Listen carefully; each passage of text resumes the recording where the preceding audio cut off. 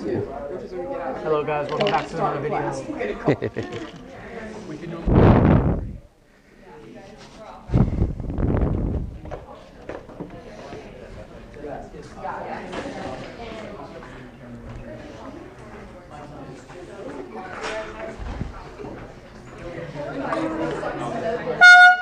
There we go. That works.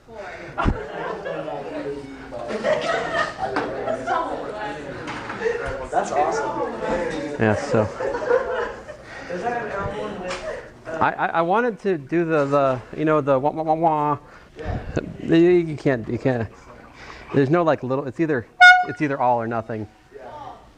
What's that? Huh, interesting. It's a little bit loud. I'll begin with a word of prayer. I think I have your attention. So, Heavenly Father, we thank you for this day. I thank you for these students. Just ask that you bless our work today. Help us to understand a little bit more about your creation, about how to work with fractions and such, and just encourage the students if they're struggling, just to persevere and just to try to change the way they're studying so they do better as they go on, Lord. In your name I pray, Lord Jesus. Amen. So, yeah, I did grade the test, and I don't have it on me. So at some point I'll give you an example, and I'll go grab the test to give it back to you guys a little bit later in class, all right? So we are now on to rational expressions and functions and such, all right? So what's a rational expression?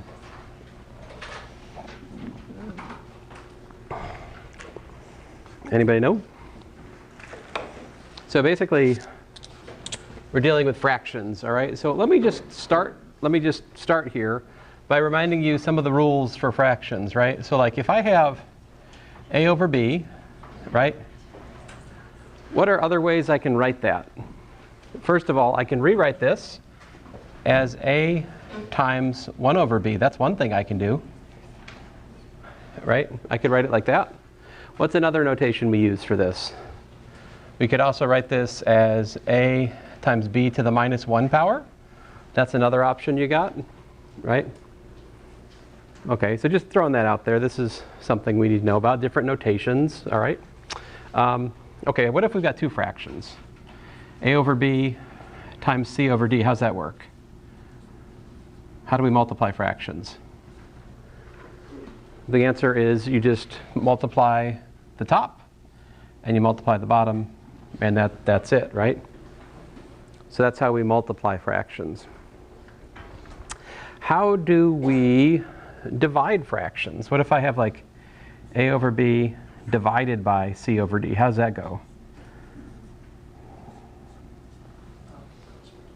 What's that?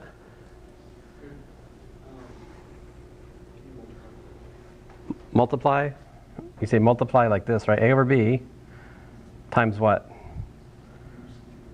Times, yeah, d over c, right? In other words, what you really do is you have AD over BC, right?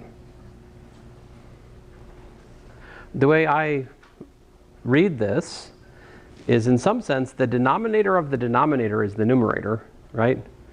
And the denominator of the numerator is the numerator of the denominator. In other words, I just visualize the b up here goes down here, right? And the d down here ends up going all the way up. Listen, something that'll catch you off guard, but you need to know about. What if we have 1 over a? How's that work? What's that equal to?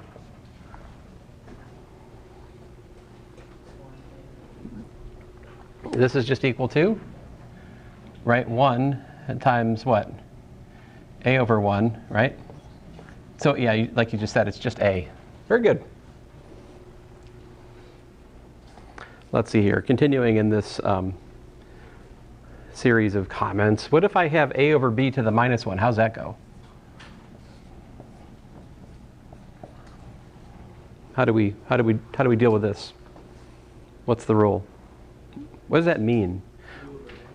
Yeah, so what this, exactly, b over a. So what this means, in one way, look at, this is 1 over a over b, right? That's what that means. But 1 over a over b is equal to b over a. So you need to get comfortable with these equivalences, right? Right? An equivalence. These are equivalent fractions, these things I'm writing. Let's see here. What else can we do? How about this? If I have a plus b over c, what's it equal to? How's this work?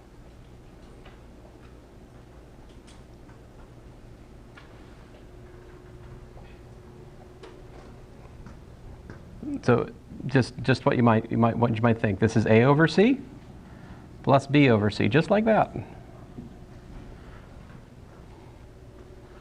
What if I flip the script here, right? What if I say c over a plus b? How's that go?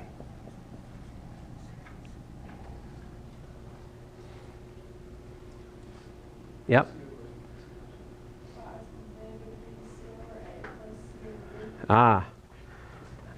C over a plus c over b. Now, I think some of you may be sensing there's something askew here, something not right. Let's try this out with some numbers. Let's see if that actually works with some numbers, right? Let's try this out for something. How about this? What if we did like, I don't know, 6 over, let's say, 3 plus 9, right? 6 over 3 plus 9. Is that equal to 6 over 3 plus 6 over 9? See, because that would be, that would be 2 plus 2/3, right?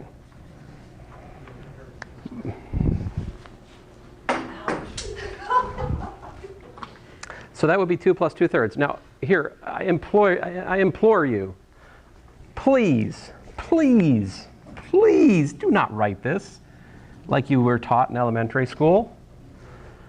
This is a horrible notation for so many reasons.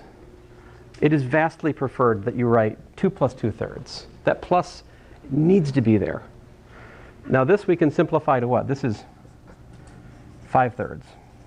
So this notation is bad news. I'll explain to you more why that's bad in a minute, but that's 5/3. This is what?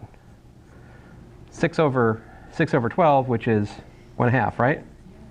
So, in fact, no. Right? And if it fails for an example, it's not a law of algebra, right? Because laws of algebra should be true for like essentially arbitrary variables. That's not quite true, but I'll adjust it as suitably here in a minute. Yes? Can you explain how you got 5/3? Oh, sure. So this is, oh, yeah, I think that's wrong. So 6 over 3 plus 2 over 3, I should get what? I should get 8/3. Yeah, sorry about that. Thank you. Oh, I guess I was just not done writing. Hey.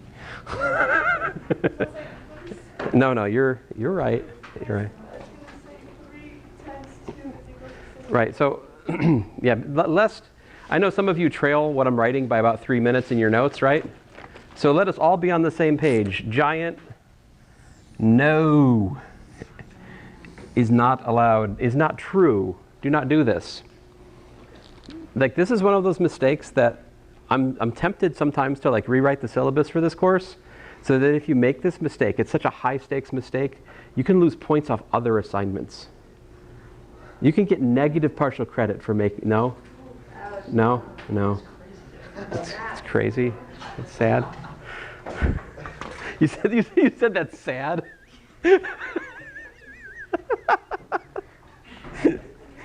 Okay, fine. So let me show you why I hate compound, why I hate this notation, and this is bad notation.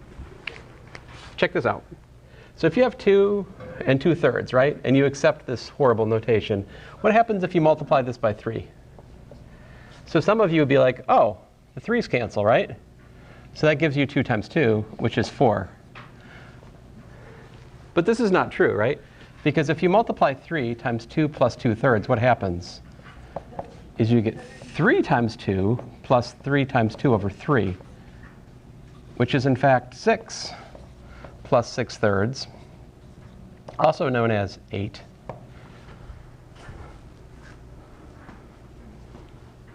And so this is why the plus, you should write the plus, because the plus will help you not make this mistake. And you might say, oh, no one will ever do that. Oh, you will. You will do that if you use this notation. When you least expect it, you'll do it. On the test where you don't want to lose points, you'll do it. Just don't use this notation. It's so much better. Instead of this, I know you were taught not to do this in elementary school, but man, that was bad advice. 8/3. You just write that. See, because if I write this as 8/3, if I write it as an improper fraction, when I do 3 times 8/3, see how the calculation goes? It's 8. Just like that. Yeah. Which would you say is greater, your love for completing the square or your hatred for this new? Which is great. Now that's an interesting question. Which is greater, my love for completing the square or my hatred of mixed fractions? Hatred is a strong word, but I think it's about like this, like hate. Like, I do hate it from my very core. I don't know. That's a difficult choice. That's a much more difficult choice than like solving world hunger and not completing the square. Yeah. You guys ask the best questions. Let's see here. Yes, sir.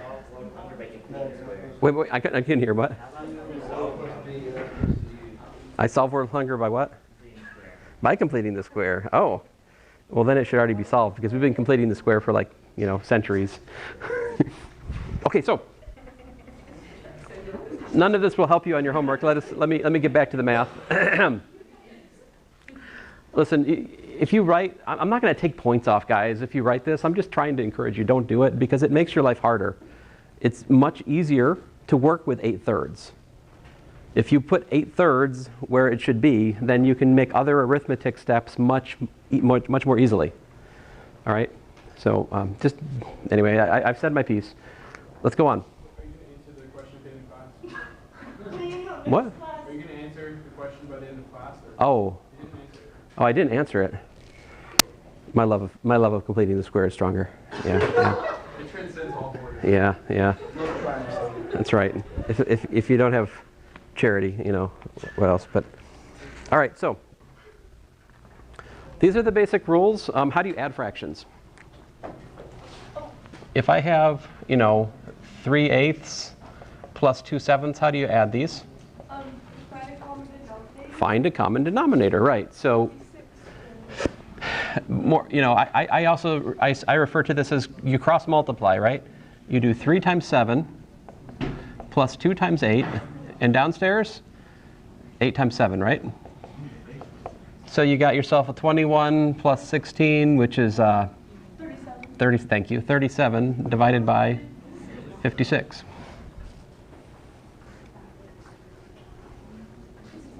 This matters in here, okay? Adding fractions matters. You must. Now, what's the generic pattern? So we have a over b plus c over d. How's that go? AD plus BC over BD. That's what we just did. All right?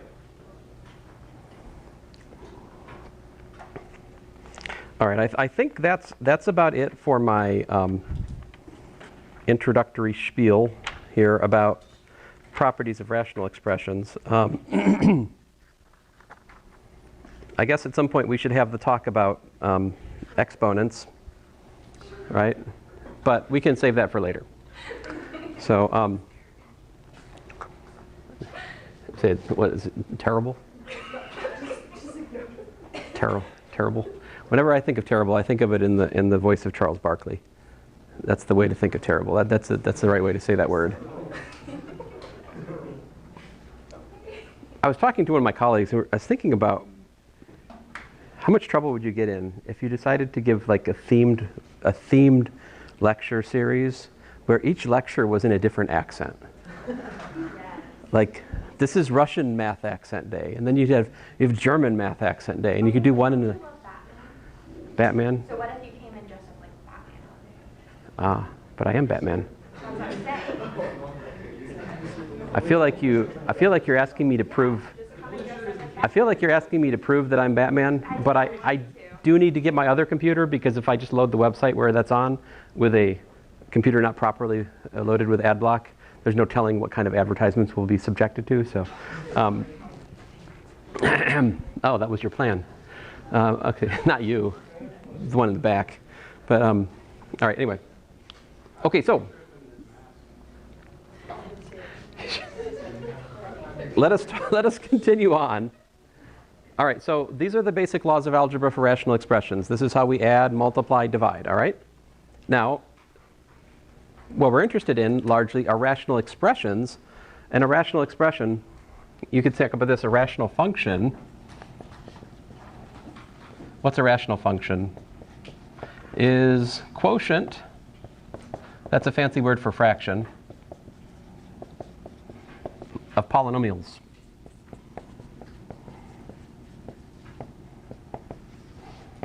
It's a quotient of polynomials. So like rational functions would be things like this. F of x equal to x plus 3 over x minus 1. Or, f of x equals to x cubed plus 7 over x squared plus 1. These would be examples of rational expressions. All right? So the first question you ask about rational expressions, all right? And by the way, we're in section R7 in your book, if you're wondering. So this is all section R7, which is, I guess the R is for review because I think you know all this stuff from the previous course. If you go back to last semester and you watch one of my 4 sections that I recorded, you'll see I started the class with this stuff. This was day 1 in my previous syllabus. I think day 1 of linear equations is friendlier. So that's what I did for you guys. I tried. Anyway, I tried. So I'm trying to be friendly. This here, the first question then to ask is, okay, when are these expressions reasonable? For what values of x are these expressions reasonable? In other words, what's the domain of the function? Can you tell me what's the domain of f of x here?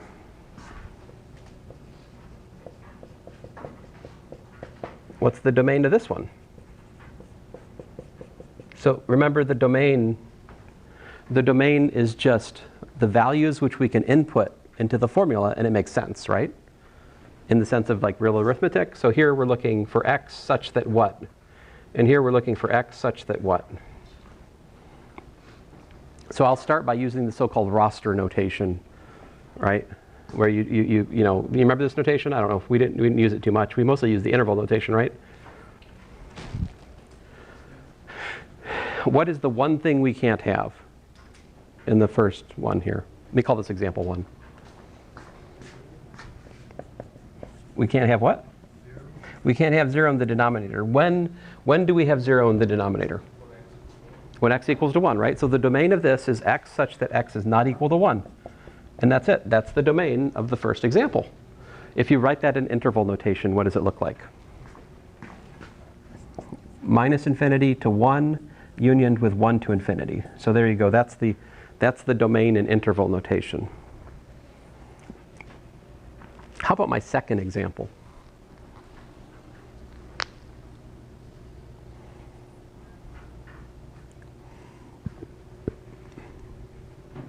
Again, is it trouble for the numerator to be 0? No, not at all. Numerator can be 0 all day long, not a problem. If you have a fraction where you've got 0 upstairs, the fraction's 0. Provided you don't also have 0 downstairs, right, in the denominator. If you have 0 over 0, well then that's undefined, all right? We need calculus to deal with that, honestly. Is this calculus? No, so don't worry about it. Well, we'll put a hole in the graph there eventually, but anyway, here, the denominator is x squared plus 1. Is this 0? What's the graph of x squared plus 1 look like if you just look at it on its lonesome? The graph of x squared plus 1 is the parabola that looks like this, right? It's got a y-intercept of 1. It goes up and up forever. Is that ever 0? No. So there's no x which makes division by 0. What's the domain of this one? Anything, right? In other words, the domain is just minus infinity to infinity. It's the whole real line. let's work another example about domain. Example 3. Suppose you have f of x equal to x plus 3 over x to the 4th minus 81. Let's find the domain of this expression, all right? So what's the trouble here with this one?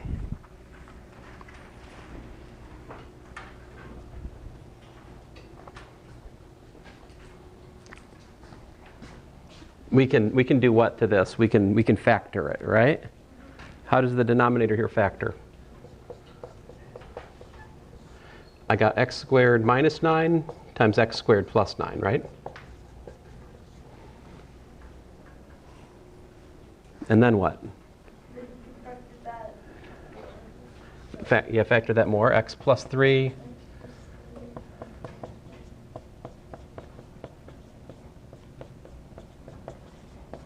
Right.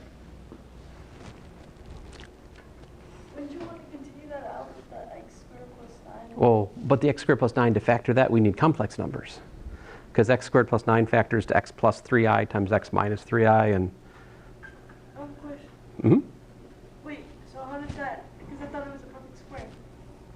No, perfect square needed, the x squared minus 9 is the one that's a perfect difference of squares. See, that's x squared minus 3 squared, that's the difference of squares. The x squared plus 9, you have to use your imagination and rewrite that as x squared minus 3i squared. Oh, okay, never mind. Because when you subtract the 9 to the other side. Yeah. Okay, never mind. So, yeah, I mean, the top one we can do. The bottom one we don't want to do because we're just working with real numbers for this pretty much going forward in this chapter, this section for sure. Like we're only simplifying using real factoring. All right, so we basically don't want to do what I just wrote with the plus and minus 3i. All right. Anyway, my question then remains: what's the domain of this function? What's the domain?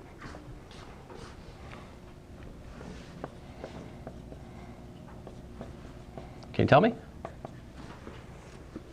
X such that what? X not equal to what?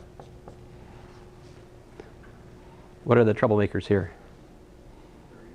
3 and minus 3, right? So here's a subtle point. What I'm going to be doing right after this example is I'm going to start working on simplifying rational expressions, right? So we have a formula, we're trying to simplify the formula. This one I can simplify, right? What could I do? Do you guys see it? Ah! Some umbilicus is going to try to kill me. How about this? You see this? You see this? They're the same, right? We can cancel them, reduce them, and we've just got 1 over x minus 3 times x squared plus 9, right? So this is the interesting thing. If you cancel out factors, you can change the domain. See that? What I wrote in blue, if we call this g of x, what's the domain of g of x? It's x such that x is not equal to 3. By the way, how do we write these in interval notation? We need to practice that, right? So here you do minus infinity to minus 3, union minus 3 to 3, union 3 to infinity. And this one, you just do minus infinity to 3, union with 3 to infinity. See, by canceling out the x plus 3, we've sort of removed the trouble at minus 3 in the blue expression. This is not a problem, it's just something to be aware of. If you simplify a rational expression, you might change the domain. If you cancel out something that's 0 in the numerator and the denominator, you can end up changing the domain. So there's anyway, some questions in your homework. I just give you a rational expression, and I say find the domain. How do you solve these problems? In summary, you just look and figure out where is the denominator 0. Wherever the denominator is 0, you have to throw those points out from the domain. That's all there is to it. All right? Are we good on that part? Yep. So Finding g of x would be like an incorrect answer just because it's not f of x? Oh, no. That would be a correct, if the instructions were simplify. Okay. If the instructions were simplify the rational expression, then I think g of x is a great answer. Would you write g of x, or would, like, because it's not, like, just anything to represent that it's not f of x anymore? Or just like... Oh, I think what's typically, so without using the, like, labeling it f of x and g of x, what's typically done is going from here to here, a sentence is made off to the side that says, this is for x not equal to minus 3. Right? To be careful, you should write that sentence. Now, I don't expect you guys are that careful. So we're about to do a slew of examples where I'll make cancellations, and I'm not going to write to the side of the cancellation for x not equal to minus 3. Like, I'm just going to make the cancellations, and you can do the same. I'm just pointing out, if you care about domains, there's something subtle going on here. Simplification can change domain. That's all I'm saying. So let's do some simplifications, yeah? So what's a simplification? What's the idea of simplifying a rational expression? Basically, what you're looking for is a way to take something that's ugly and try to make it more beautiful, right? So, beauty's in the eye of the beholder a little bit. So there's always a certain ambiguity when you're given problems that are involving simplification.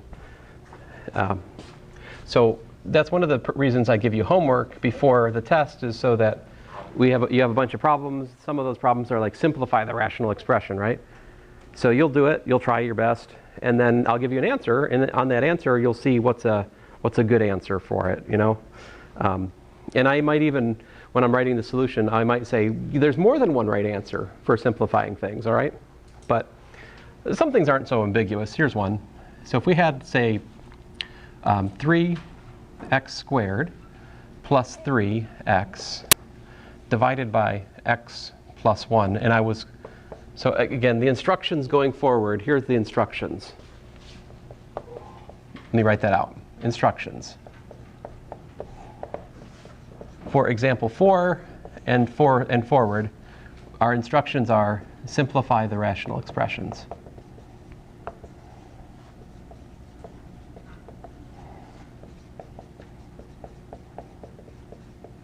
All right. Now, your textbook, I think, has some problems where they have further instructions sort of guiding the simplification, but we'll just stick with this to start with.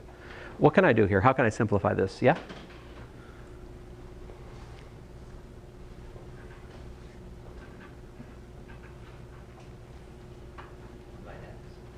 Do what? Divide everything by x. How about can I factor a 3x out, maybe? Like this? 3x x plus what? 1 divided by x plus 1. So this is equal to? 3x. There you go. So I think that's... I don't think there shouldn't be any disagreement here. That is definitely the simplification that's prettiest here, right? Okay, yeah?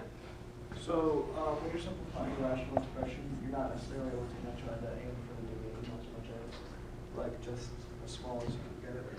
Oh, right. Yeah, we're just trying to we're trying to collapse it down as much as we can, combine like things, whatever we can do. One question? Or no? So here's another one. If I have x squared minus 1 over x plus 3, all right, and I'm multiplying that by, let's say, x plus 2 over x plus 1, I could try to simplify this. How would this go? Yep. So, or more like what I would do, you could do, so take the top one of x squared minus 1 and do x plus 1, x minus 1, Uh-huh. x plus 3, and then you keep Yep. the other side the same, Yep. Yep. and then you cancel out the x plus 1. Very good. Yep. So these are the same here and here, so we can cancel those, right? It would be x minus 1 and then x plus, it would parentheses x plus 2 over x plus 3. Very good. Yep. Wouldn't you keep, never mind. Wouldn't you keep Now- the x plus 3 in parentheses, or would you not? Oh, there's no need No. because it's on its low. It's that's all that's in the denominator. So you could put parentheses around it. It wouldn't be wrong. Another thing, some people might not like this. Some people might like the answer like x squared plus x minus 2, right? You could also write this like this. That wouldn't be wrong. I wouldn't take points off for that. I would say that's an equivalent answer. Is No. that just the boiled out version? Uh-huh. Yeah, it just multiplied it out. I prefer the boxed answer for the purpose of our next lecture. The next lecture, we're going to be solving inequalities. And if I was solving like this thing less than 0, this is a much better expression to work with than that. So when we get to the next lecture, solving inequalities, leaving things factored is super nice. So let's work another. Because you still have to factor that. Yeah. But I will resist the temptation to talk about inequalities today. We'll talk about that next time, right? So example 6. How about, what if we have x cubed plus 3x squared divided by x? Whoa. This one's easier, right? What do we do? We can rewrite this as x cubed over x plus 3x squared over x, right? Or you guys were like, you could factor x squared out. That's also true. You could do it that way. That would be another way. So if I do it like this, this gets me to, of course, what? X squared plus 3x, right? Now you guys were telling me factor the x squared out, right? And if I did that, then I would naturally get to x times x plus 3. So I would point out in this one, either this or that. Perfectly good answers here. Yeah? I would say usually it's wise to, usually it's wise to factor them. It's going to be useful to us next time. All right, let's do another example. Yeah? With the x squared, x plus 3, because I was just doing that right here. Where did you, because I've got x squared and then x plus 3. Yeah, so x cubed is x times x squared, so that gives me the x cubed. And then 3 times x squared is that term. So I'm just factoring x squared out of the numerator. Yeah. Would either of those examples be acceptable, or would you want us to, like if we got the x times x plus 3? Like I said, either of them would be acceptable, I think, answers here. All right, so let's see. Another one. Let me work one from your. Let me work one with a different letter here for a change. Suppose you have y squared plus y minus 2 divided by y squared plus 3y minus 4, all right? And that is divided by y squared plus 3y plus 2 divided by y squared plus 4y plus 3. Let me make sure I didn't copy that problem down wrong. This is number 44 from section R7, okay?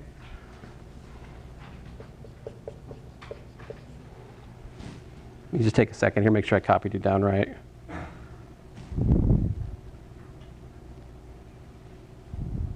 All right. So this is an example of what's called a compound or a complex fraction. It's a fraction of fractions, right? So how do we deal with this? What we do is we keep the numerator like it is. Yeah? So y squared plus y minus 2 over y squared plus 3y minus 4. And then what do we do to the denominator? We flip it and multiply by it, right? So you multiply by the reciprocal of the denominator. So that makes this y squared plus 4y plus 3 divided by y squared plus 3y plus 2. Okay, so all I've done so far is just to rewrite it. Instead of writing it as a complex fraction, I've written it instead as just a multiplication of two fractions, right? Which is better. So do you see what I did here? So this piece is right here, right? And this guy flipped up to here. Now what do I do? You can cancel all the y squared, right? Ooh, cancel the y squareds. How would we do that?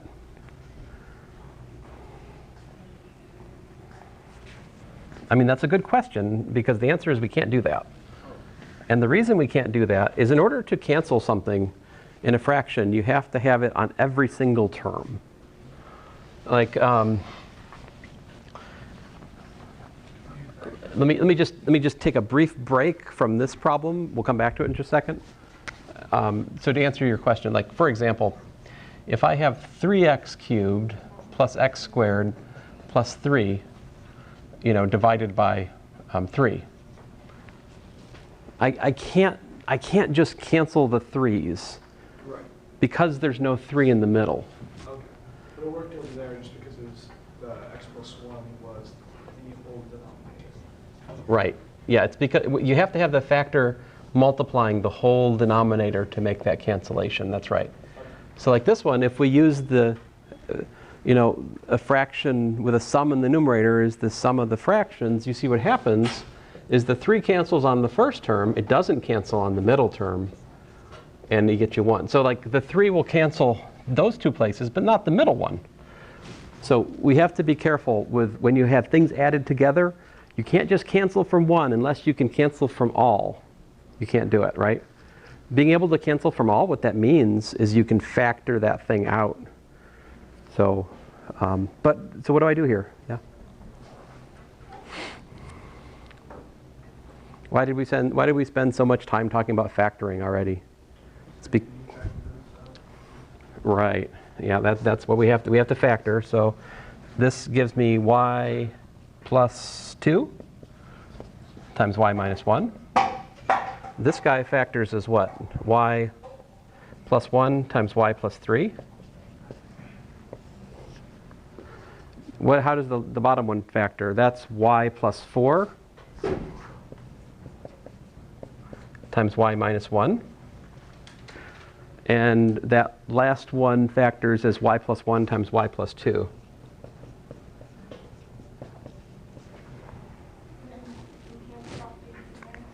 Right, so this single problem, number 44, has in it 4 separate factoring problems, right?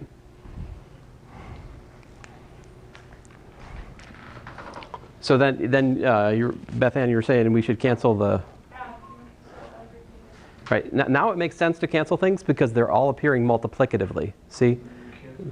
Y plus 3 over y plus 4. So these cancel, right? And what else? Everything minus the y plus 3 and the y plus 4. Yeah, so I like to number them when I'm doing like this. So that's 2. And then what else? The y plus 1s. Oh, yeah, I'll use a different color for that. The y plus 1s also cancel. Whew, goodness, is there anything left? Yeah, so this and that cancel. So what do we have? You said y plus 3 over y plus 4. And there you go, that's the answer here. Does this thing look like y plus 3 over y plus 4 to you? Yeah. Yeah. Well, it does now, right? But I think at the start of this, no. Yeah? Let's do another.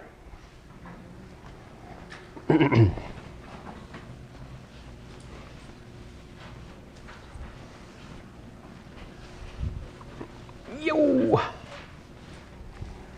All right, so example 8. What do you do if you're up against something like this? X plus 1 over x minus 1 over x. How would you simplify such an expression as this? We haven't run up against anything quite like this before. What's the what's the order? How do you deal with it? Yep. I don't know this cross that, but like to know cross out the x's from both sides. Cross. Now, what do you mean cross out the x's from both sides? I don't quite. Like, yeah, thank you.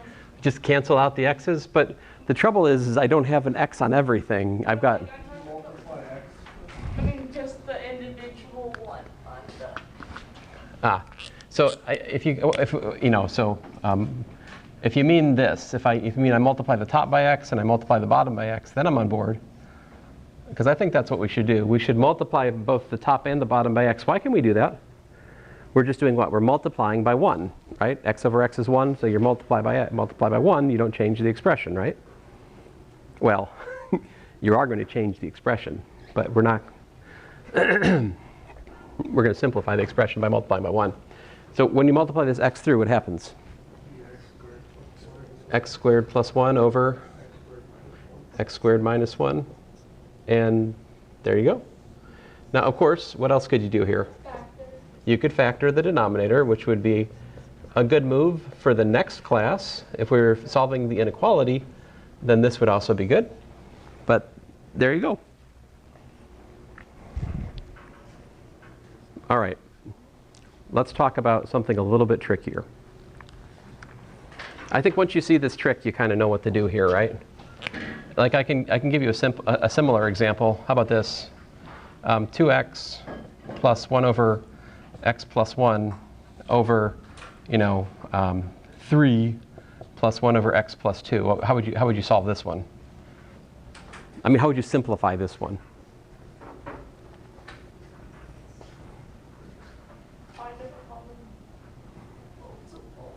See, this one's annoying because on the top we have an x plus 1 fraction, right? But on the bottom we've got an x plus 2 fraction. How do you, if we do it arithmetic, let me take a step back to a simpler time. What if you had like 1 plus 1/7 over 1 minus 1/5? How would you do the arithmetic here? What I would do is I would multiply the top and the bottom by 35, right? Because that would make my life, relatively speaking, easier. So that's like 35 plus 5 over 35 minus 7. I get 40 over 28, which of course you could reduce, but that's not the point here. So by analogy, if I'm up against something like this, I shouldn't multiply by 35, obviously. That would be silly. What should I multiply by? 2 squared plus 3x plus 2. 2 squared. Wait, what? X squared plus 3x plus 2. Oh, you're multiplying them out. Like, no, I mean, what have you done to me? All right, x plus 1. So what you did was you told me this, yeah? Yeah. Which is true, but like it would be much lazier and helpful for us to multiply it like this. So just because you can multiply something out doesn't mean you should. And so like this will work better for us if we multiply by that. We're multiplying by 1. So now what you said is helpful though, because we'll get 2x times what? Well, I mean, I could write that as, and let me just write, I'm going to write it out in gory detail and then I'll make a step here.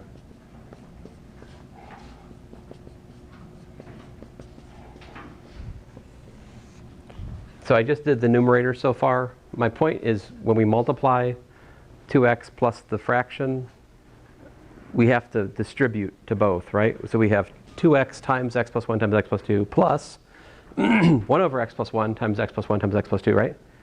And then something similar happens in the denominator.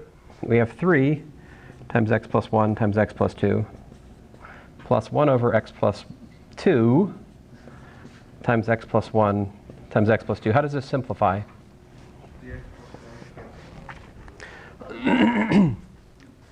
I heard the x plus 1s cancel.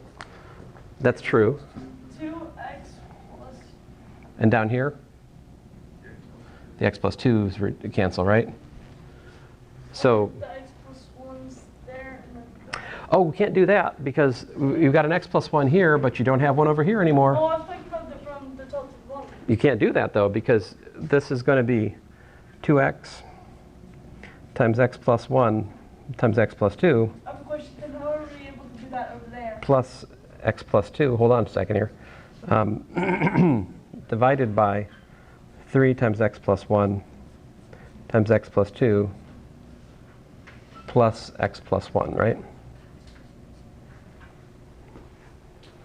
So, Question. yeah, How are we able to do that over there versus when we can't do that? over here, all of the factors are multiplied. The pattern is different over here. Here we've got an addition. The addition is spoiling the cancellation. Whenever we have addition, we can't just cancel. We have to have the factor on everything in the addition. Like, if you've got if you've got CA plus CB over C times D, if this is the pattern, then you can cancel the C because it's everywhere. See, because you can factor the C out,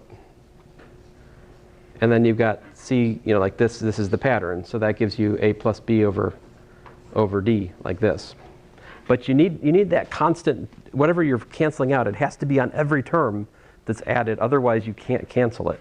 So you were asking me a second ago to cancel the x plus 1, right? Now that's a reasonable idea on the basis of the denominator.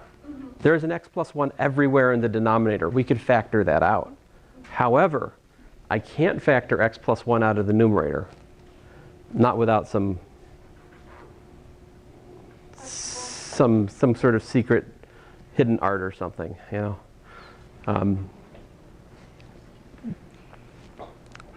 So that's what it is. Now, I think we could probably clean this up a little bit. Like, you can factor by grouping here, right? See the factoring by grouping we can do? I can factor out an x plus 2 upstairs. So I'll do that. I've got an x plus 2 times what? Times 2x times x plus 1 plus 1. And then downstairs, I can factor out an x plus 1. And that will give me 3 times x plus 2 plus 1. What's that? What did you get the plus one from? I'm factoring out this x plus 2 here. So it's x plus 2 times 1 is the second term, and it's x plus 2 times x plus 1 on the first term. So this is factoring by grouping. And I suppose I could clean this up a little bit more. Like, for an answer, if I was asked to simplify this, I'd probably write it like this. That's 2x squared plus 2x plus 1. I think that's a prime. X plus 1, I could be wrong, 3x plus 7. I think that's a good answer here. Is this prime? 2x squared plus 2x plus 1? How would you check if it's prime? We could complete the square, or we could be lazier than that here. We could use the discriminant, right? B squared minus 4ac, what's that look like here? So B is 2. A is what? 2. C is 1. So the discriminant here is minus 4, which is less than 0. Like, I said complete the square. Come on, man. I feel like that's all you wanted from me. I did it. And then you're like, no, haha, discriminant. But I just don't feel like completing the square on this. I'm sorry. Maybe I do hate it more. Maybe my love for complete the square is not as strong as I thought it was. I don't know. But so listen, anyway, the large, so this is prime. The discriminant's negative. It can't be factored without complex numbers. There you go. So which example is harder, 8 or 9? 9, obviously, right? Like, this is a tough example. This is about as hard as it gets, I think. Well, I don't know. Right? The thing you don't know, that's always the hardest thing, right? At least that's true for me. All right, so example 10. Something we haven't done yet, and this is actually a pretty common problem.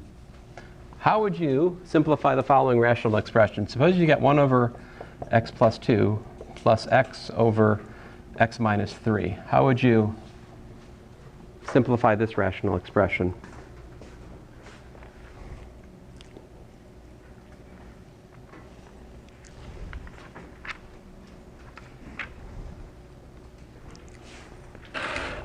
Any suggestions? I'm trying to make sure I've done a problem. I've recommended problems on your course planner, right? These are the problems you should try to work before next Tuesday to understand quiz 5, right?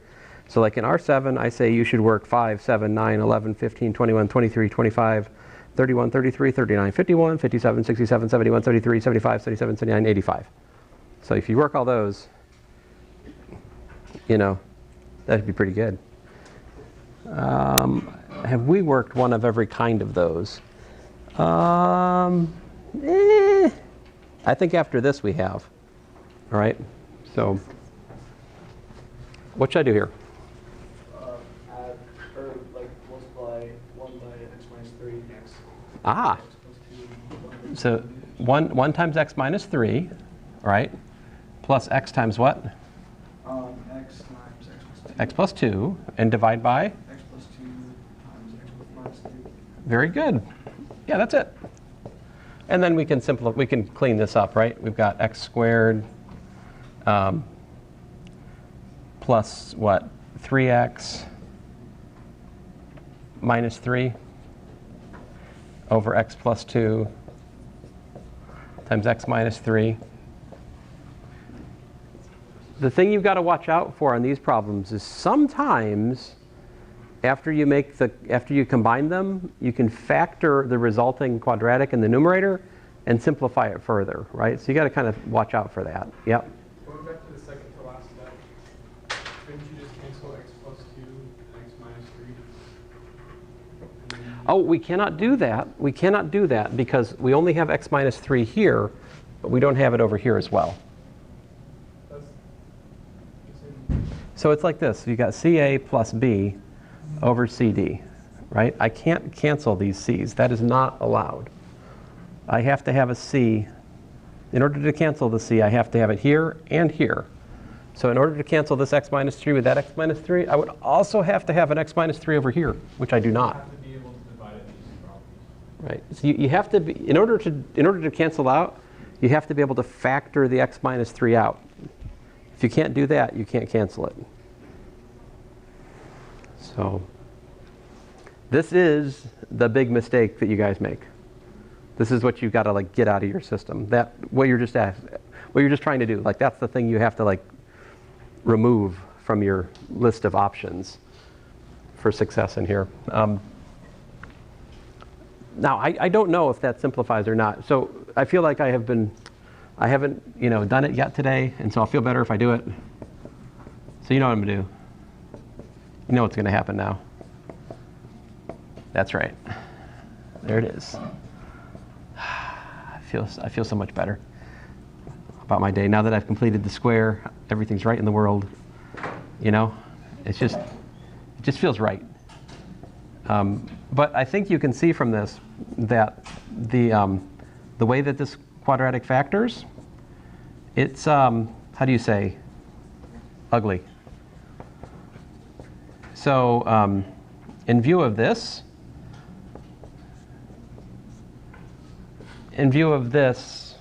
the answer is already as it is. I mean, like, you could factor the numerator in view of what I just did, but it's not expected in this kind of problem. Okay. Yeah. There's not I in that completing the square, even though you're square rooting the negative 21. Well, when I completed the square, I got a square minus a thing, and that, again, means it factors into distinct real factors. It's when we get a plus that we need the I to factor it. Uh-huh. Let's see if I can work another one for you guys. How about, let me work one with x's and y's in it for a change of pace here. What if we have Yoses.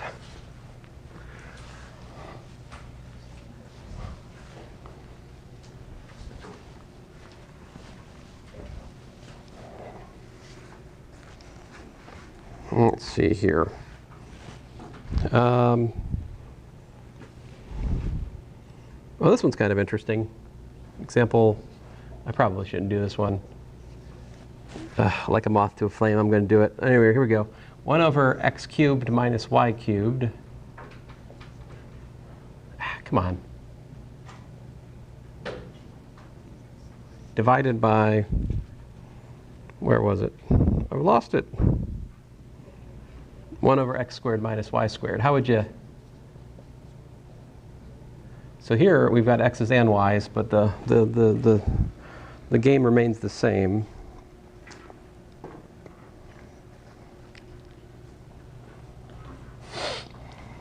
Let me write out example 12 while you guys are thinking about that one. Example 12, I will give us the problem of 3 over z plus x over z squared. We'll do that one. That's a little bit easier.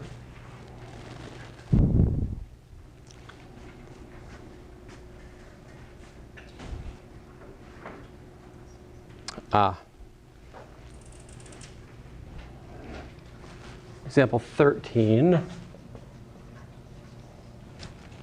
Example 13 is m minus 1 over m squared minus 4,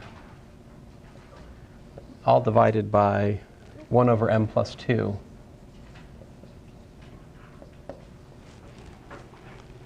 Right, I hope I've done enough of a variety of things in here. You can do everything in the recommended homework. I think this will do it.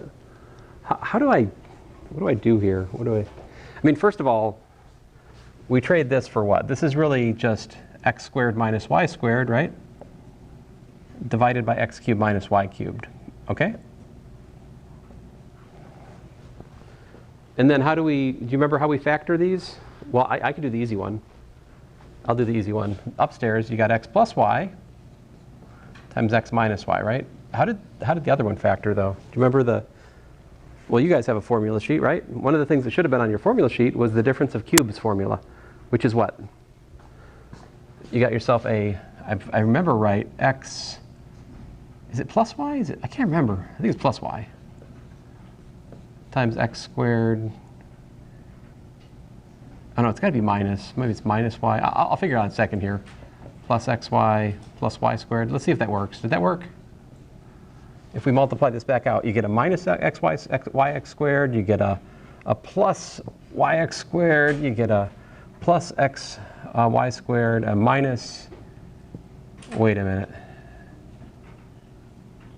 Oh man. I guess it's a plus here and a minus in the middle. That gives me x squared y. This gives me minus x squared y. We get a plus xy squared. We get a minus. There we go. Okay. I always forget where the minus goes in this identity, you know? And I don't carry a formula sheet with me, so I have to work it out. Does that simplify? Oh, it does. Right, so yeah, the answer here would be x minus y over x squared minus xy plus y squared. There's really nothing you can do with the denominator. That's the end of the road here. How about this one?